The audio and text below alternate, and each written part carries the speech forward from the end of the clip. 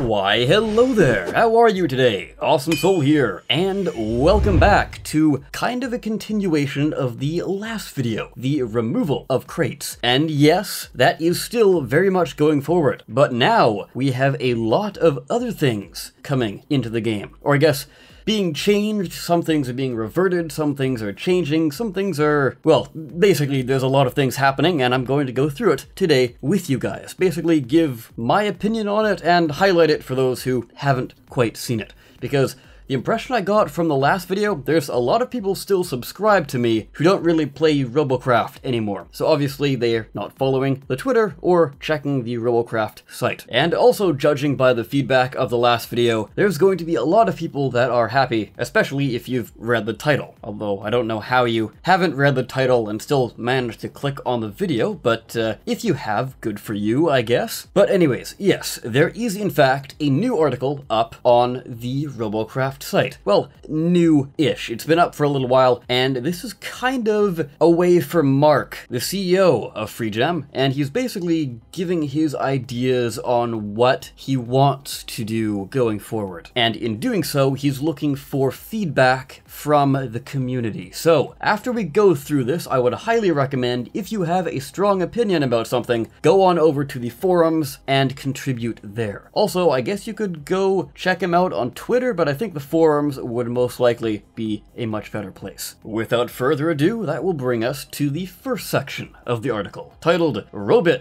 Rewards. The focus of this section is to go back to performance-based predictable rewards rather than a RNG reward system. In order to do this, they are going to remove all crates from the game and replace them with Robits and XP rewards based on player performance. For those new players in the audience, this is actually how it used to be way back in the past, and that's kind of a theme here. You'll notice that a lot of these are reverting changes way back to things that used to be in the game 1 year ago, sometimes 2, even more. Continuing on, the next point is the end battle reward screen will now give you experience and Robits. So what this seems like is when you're at the end of the game and you're going over your score, it'll then tell you how much you've earned. At least that's my guess anyway. Maybe they'll still have a fancy after battle type thing to sort of tally up and make it a bit more flashy. Now, since experience is proportional to score in battle, aka your performance in the battle, we will relate Robit rewards to experience. So Robits will be based on performance also. I don't know, it kind of seems like they're repeating themselves with these points, but I guess they want to hammer that home. Now, one bit of feedback that I have, remembering back in the day, unfortunately under this system, support style players were heavily at a disadvantage if they wanted to level up and make money. So what I strongly urge FreeGem to do here is to make sure that you balance out the amount of, quote, performance you get in a battle by just using healing weapons. Now, I know nanos aren't quite as potent as they once were back when this was a thing, but I still think they do play a significant role in the game. And now we also have modules. So what I also recommend doing is actually tying in modules to this system. If you disable somebody with the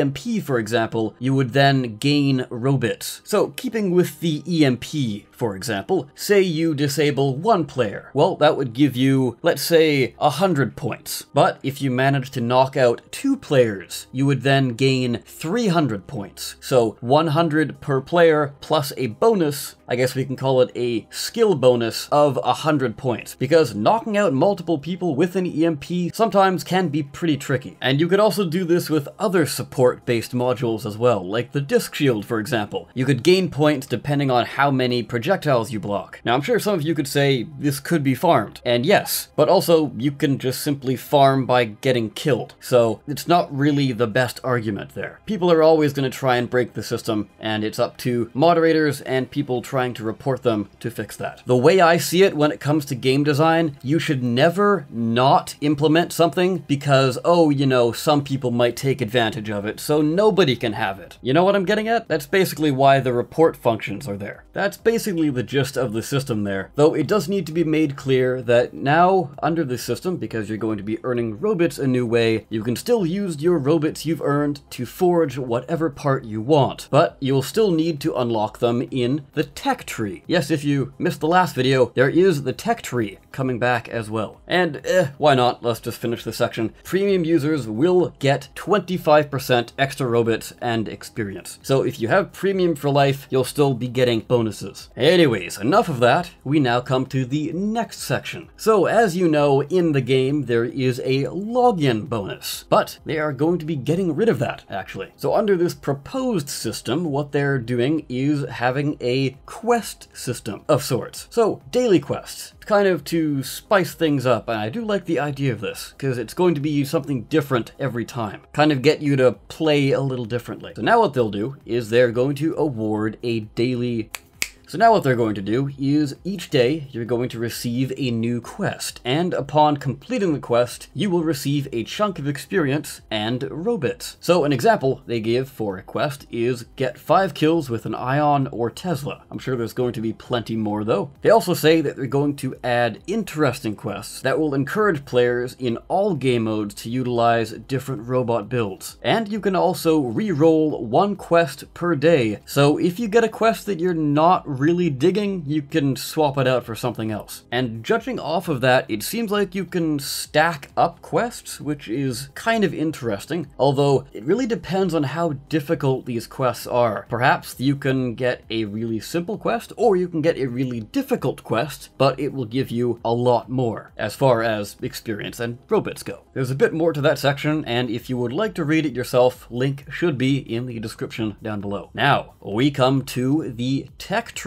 which is making a return. So now that crates are no longer the progression system, we'll have a different progression system, they say. One that does not involve RNG, and also provides a greater choice and a clearer path for progression. Now, many of you veteran players will know about the tech tree, but they say they're going to bring it back a little differently. And it is going to be similar to the branching tech tree, and not the spiral tech tree that we had for a little while. Now, obviously, with the tech tree comes the return of tech points, and every time you level up, you will earn 1 tech point. And each part on the tech tree will have a tech point cost to unlock. Normally, they will be 1, however, when it comes to epics or legendaries, these might be higher, but I don't think they've settled on any numbers just yet. Also, it does make sense that the epics and legendaries are actually on the outer edges, so therefore will take longer since you need to spend your tech points to get something earlier on before you can even reach later ends of the tech tree in order to actually unlock them. Also, it should be noted that cosmetic variants of certain parts will automatically be unlocked once their base part is unlocked. So if you have, for example, an insect leg soldier, you will then unlock the insect leg spider, or I guess the spider leg. I forget which one it's called, but you get the idea. Now, for existing players, all parts that you already own will be unlocked when the tech tree is ready and released. So you will not actually have to unlock them again. Do not worry. Just make sure that you actually have that part in your inventory before the update drops. But there's no set date for that, so just until then, make sure you have at least 1 of every single part in the game. Now, here's something that plays into an upcoming section, and that is that all players will now start with lower CPU and unlock extra CPU on the tech tree, so you basically spend tech points to get more CPU. Though, don't worry, existing players will already have all of their CPU unlocked, so don't worry there either. Overall, my opinions on this, I think it's pretty cool. Now that there's a lot more items in the game, the tech tree should be a lot more interesting to look at, and sort of to play around with, I guess.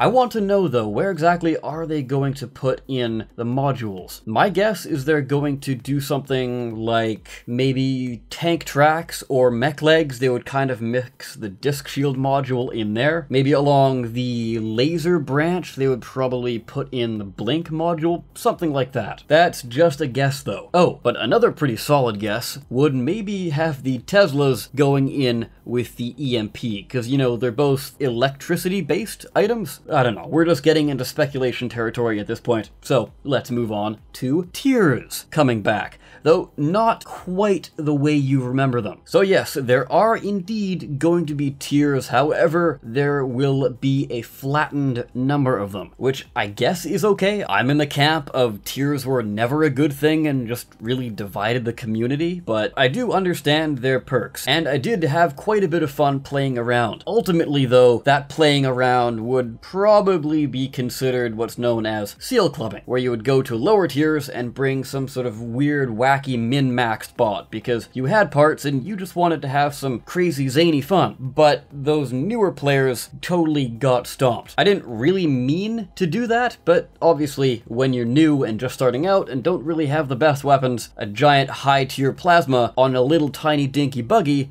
is still going to absolutely one-shot most vehicles in that tier. Again, the older players will know exactly what I'm talking about. But they state here that they need to find a way to protect new users from being, quote, seal clubbed, as I just said, particularly by high CPU robots with epic and legendary parts. So, we want to keep the queue times short, so there are going to be 3 tiers, which I don't mind. That's not too bad. Won't really divide the player base too much there, so queue times should still be fairly quick. And with the amount of popularity these changes seem to be gathering, we're most likely going to see an influx of older players come back to the game. Anyways, they elaborate here, Tier 1 will be less than 1000 CPU, and you will not be able to use any epic or legendary parts, and skills are disabled, which we'll get into a little bit later. Tier 2 is less than 1500, no legendary parts allowed, but skills are enabled. Tier 3 is now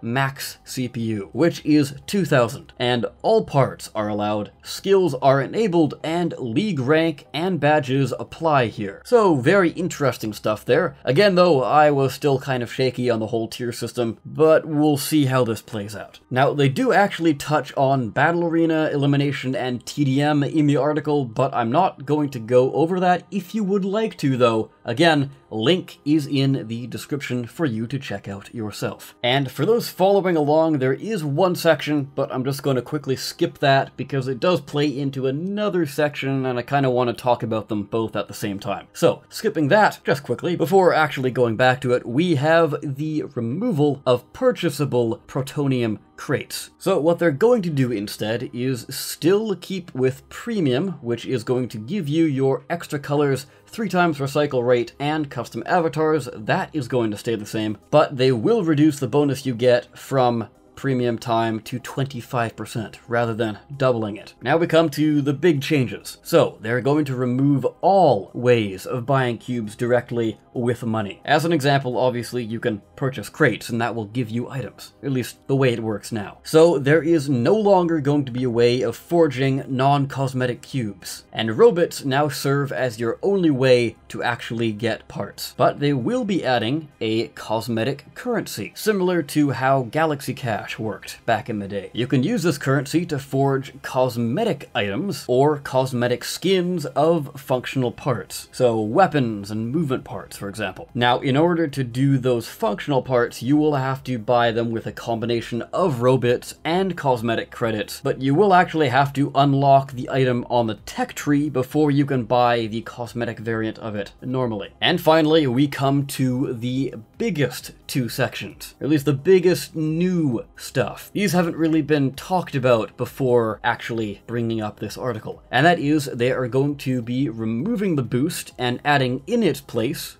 kind of a skill system. Again, I want to make this clear, everything in this article is up for debate. Mark is looking for feedback on it, so once more, head on over to the forums if you have a strong opinion about this. But yes, on the topic of removing the boost, he says we could remove the damage and health boost systems, but they could keep the speed boost system and simply reflect it as a top speed stat, rather than a speed boost or base speed type thing. It would still mean that more thrusters equal more speed, which is what most users expect. And yeah, the speed boost system does make 100% perfect sense to everyone. Though personally, I would say the damage boost and health boost system also make perfect sense, but I don't know, maybe that's just me. I'd like to know your opinion, because this one seems kind of hotly debated. Obviously, if they do plan to do the whole damage boost and health boost removal, they will be doing a lot of rebalancing, so don't worry about that too much. And when I say rebalancing, I mean things like how much armor certain items have, how much damage certain things have, and how much power certain things consume. Probably a few other things as well. Oh, and also they want to tweak how the light cubes work, which, yes, please rework entirely from the ground up the light cubes, because in their current state, they are hot garbage and are honestly next to useless. Anyways, now, what I said was a skill system is going to be sort of replacing this. And when I say replacing it,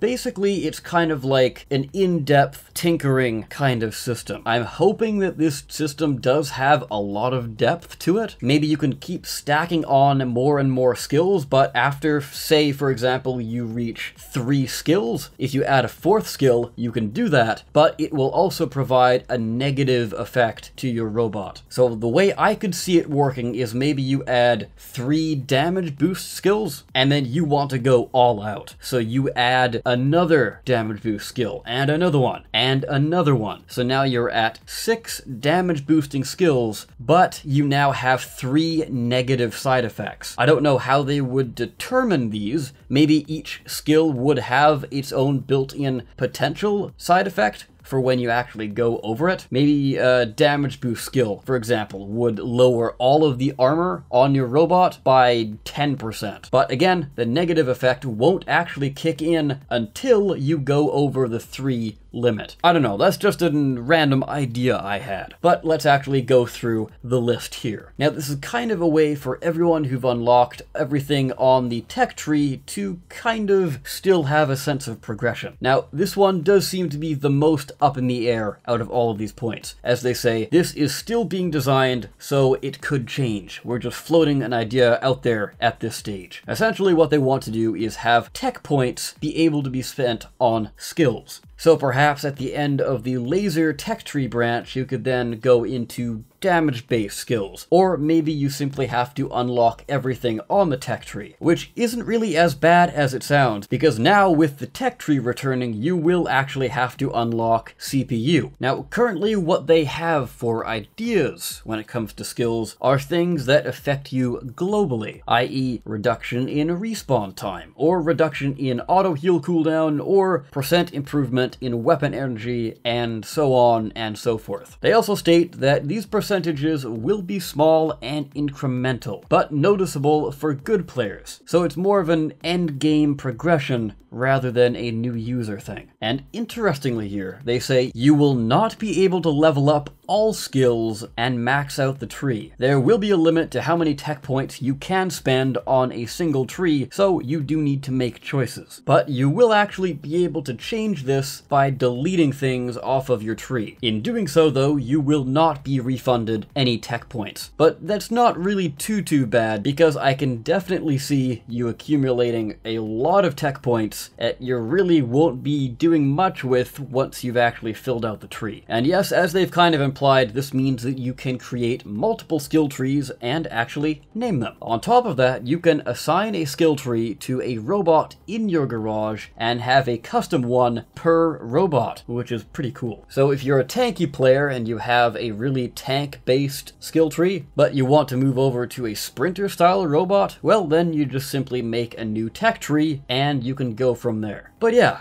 that about does it for everything here, and I can honestly see the skill tree being the most controversial, only because it's the one thing here that wasn't in any past versions of the game. And we all know how much humans in general hate change. But yeah, thinking about it a little bit more, especially while I was making this video, it seems like the skills could be pretty good, especially because it gives older players who have everything unlocked on the tech tree something to do still. So they would still need to gather more tech points to make multiple skill trees that would work for each robot. And obviously they would still actually have to unlock the skills Now, though, a good question, I guess. Would you have to unlock it on each of your skill tree, or would you have a master skill tree where you would unlock things, but you would then have to spend a couple more points to actually put it on a tree that you could then attach to a robot? I don't know. I'm sure we're gonna get answers to this coming forward if people actually like this idea. But once more, before I wrap it up, let me know what you think about everything in this change. Are you happy? Are you sad? Are you somewhere in between? Let me know. But with that, guys, I of course have been the Awesome Soul. I thank you all so very much for watching. I'll see you next time. Take care.